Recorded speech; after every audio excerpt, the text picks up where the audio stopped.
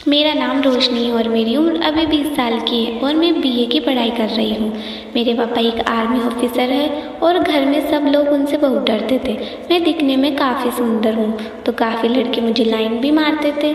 उसी में एक लड़का अमित है जिसे मैं बहुत प्यार करती थी और वो भी मुझसे बहुत प्यार करता है। कॉलेज के बाद अक्सर मैं उसके साथ समय बिताती थी। हम अक्सर पार्क या कहीं ना कहीं मिलते रहते थे। एक शाम मैंने और अमित ने प्लान बनाया कि हम मूवी देखने जाएंगे और प्लान के मुताबिक हम मूवी देखने गए। हम दोनों हाथ में हाथ डालकर मूवी देखने में बिजी थे।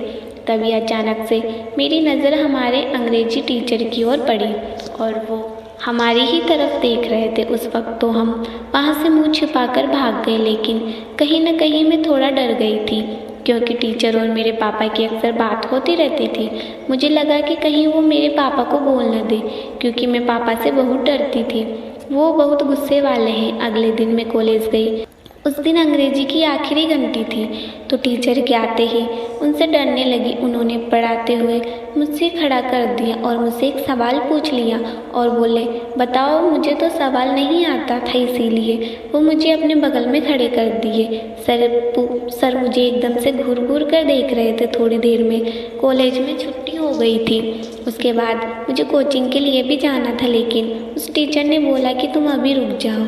सारे बच्चे चले गए। उसके बाद तो वो मुझे बोले कि तुम्हारा पढ़ाई में मन नहीं लगता है, तुम उस अमित के साथ फिल्म देखने जाती हो। मैं तुम्हारे पापा को कॉलेज में बता दूंगा कि तुम्हारी बेटी क्या कर रही है। उनकी ये बातें सुन के मैं डर गई थी और रिक्वेस्ट करने लगी कि आप पापा को कुछ ना बताइए।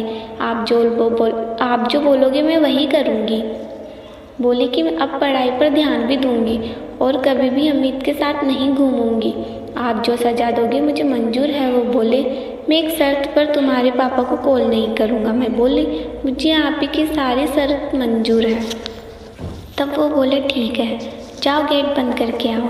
मैं डर गई और बोली, सर गेट क्यों बंद करना है? वो बोले, जैसा मैं बोलता हूँ वैसा करो, नहीं तो तुम्हारे पापा को कॉल करूँगा। मैं डर के मारे गेट बंद करके आ गई। अब मैं गेट बंद करके वापस घूमी तो मेरी आंखें उन्हें देखती रह गई। वो अपना नागराज निकाल कर खड़े थे। वो टेबल के सहारे खड़े होकर मेरी ओर देख रहे थे। मैं उन्हें देखकर डर गई। वो बोले, इधर आओ। मैं कांपती हुई उनके पास गई। वो अपने उनको सीधा मेरे मुंह में दे दिए। उनसे बोलने लगी कि मुझे छोड़ दो, जाने दो, लेकिन वो बार बार मेरे पापा को कॉल करने के लिए बोल रहे थे। फिर मैंने सोचा कि पापा की मार से बचना है तो इनकी बात माननी पड़ेगी। मजबूरन मुझे उनकी बात माननी पड़ी। मैं नीचे बैठी थी और सर मेरे मुंह में अपने उसे डाले रखे थे और सर मेरे सिर पकड़कर आगे पीछे कर रहे थे। अब टीचर ने मुझे उठा लिया और फिर मेरी शर्ट को खोलने लगे थे। धीरे धीरे शर्ट के सारे बटन खोल दिए। मैं अंदर वाइट ब्रा पहने हुई थी। उन्होंने मेरे संतरे को बाहर निकाल दिए और ज़ोर ज़ोर से दबाने लगे और चूसने लगे और मुझे किस करने लगे। उनके बार बार ऐसा करने से अब मैं गर्म हो चुकी थी और उनको करने दे रही थी। अब मुझे भी काफ़ी मज़ा आने लगा था। सर संतरे को मसल रहे थे। वो मुझे हल्का सा दर्द हो रहा था। उनके साथ मदहोश होने लगी थी। अब सर ने मेरी शर्ट को उतार दिया था। वो मुझे लेके बेंच पे लिटा दिया। उसके बाद वो मेरे पूरे बदन को चूमने लगे। वो चूसते हुए नीचे गए और मेरी नाभि पर किस करने लगे। अब सर थोड़ा और नीचे गए और मेरी जींस को निकाल दिए और अब मैं निवस्त्र हो चुकी थी। अब सर मेरी चिड़िया पर हाथ फेरने लगे। ऐसा करने में मैं भी उत्सुकता हो रही थी। अब उन्होंने अपने हथियार को मेरी चिड़िया पर रख दिया और सहलाने लगे। मेरे बदन में एक अजीब सी गुदगुदी हो रही थी। अब सिर अपनी जीभ को मेरी चिड़िया के अंदर डाल दी। उन्होंने चाट चाट के गीली कर दी थी। मैंने सारा रस सर के मुंह पर निकाल दिया था। मुझे अब काफ़ी शांति मिल रही थी, लेकिन अभी सर का मन नहीं भरा था। उसका नागराज अभी भी खेलने के लिए खड़ा था।